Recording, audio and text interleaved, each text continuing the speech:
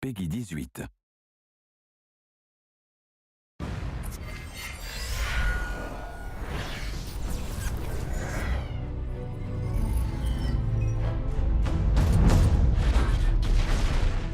I'm happy that we were able to make the trilogy and able to tell this story, and that it's not like we could just go and make it, that we needed the fans, we needed the people to kind of believe in this universe, believe in these characters, believe in Shepard's story. We've accomplished what we wanted to. We accomplished so much of what we wanted to. We told a story that had integrity, and that chapter is now over. And I feel like it is right to move on, right to let that go. I think when you see just how impassioned the players get about their Shepard and about the characters that they've kept alive and the choices that they've made, that kind of tells me that along the way we did something right as far as really just creating an experience that people could really believe in.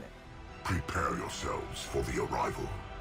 All of this, the whole universe, we've created this galaxy of stuff that is so much better than I think we could imagine. That's because we have this amazingly talented team. And I think the other thing that I'm really thankful for is the fact that we were able to get it all done. And if you think about all the games or even studios over this 8 years we've been working on this that got canceled, or studios that got closed, and it is a tough industry. To be able to say that you want to finish 3 games and you're going to try and tell that story, and then to get to the end and we were able to finish it all. It is pretty amazing, and we're very fortunate to have been able to get to the end and finish the process. In the entertainment industry, I think that we have a gift to be able to provide people with an escape, and especially in this day and age where people really need to escape more. I started out as just a BioWare fan like so many other people. I still remember the day I went to the store and bought Mass Effect 1. I was very excited. I'd been following all the press on that game leading up to its release. Ran home and really just played the heck out of that game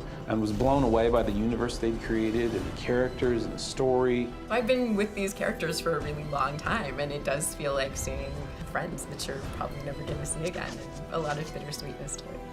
I go home and I talk to my wife, and she looks at me, she goes, "What's wrong?" I'm like, you know what? You know you're getting ready to say goodbye to a very close friend. It's something that's been with me for 6+ years now, so very aware right now.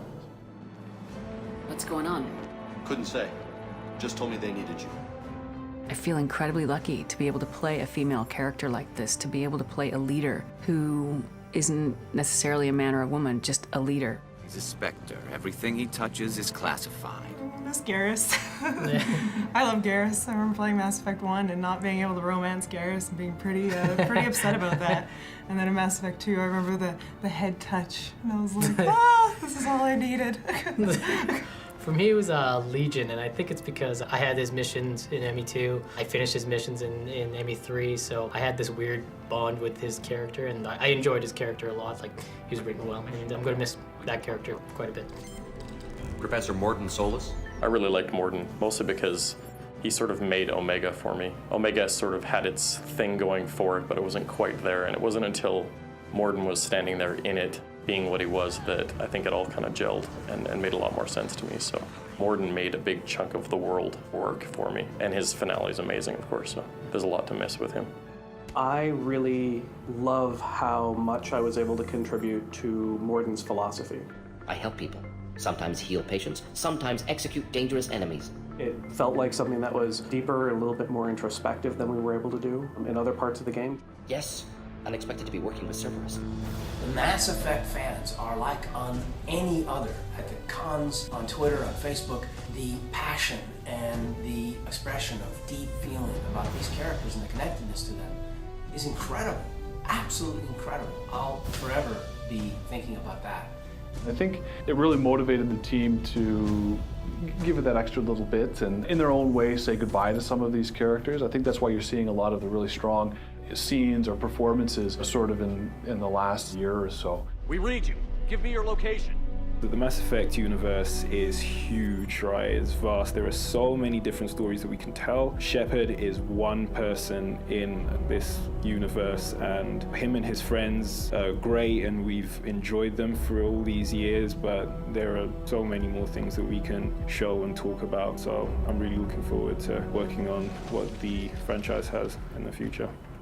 In a way, it is bittersweet, but I'm happy to see the sunset on the entire trilogy. What we'll be able to do is bring something new and fresh next time around. And Shepard's story was one that obviously was meant to be told in 3 games, and I think now that we've told it, we can look back and learn a lot from what we've done, learn a lot from the story that we've told.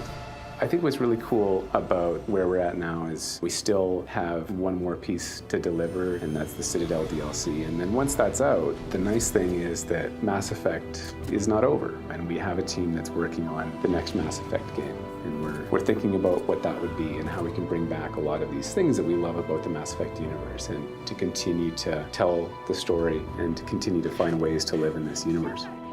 So long, Commander Shepard. It was really fun being you.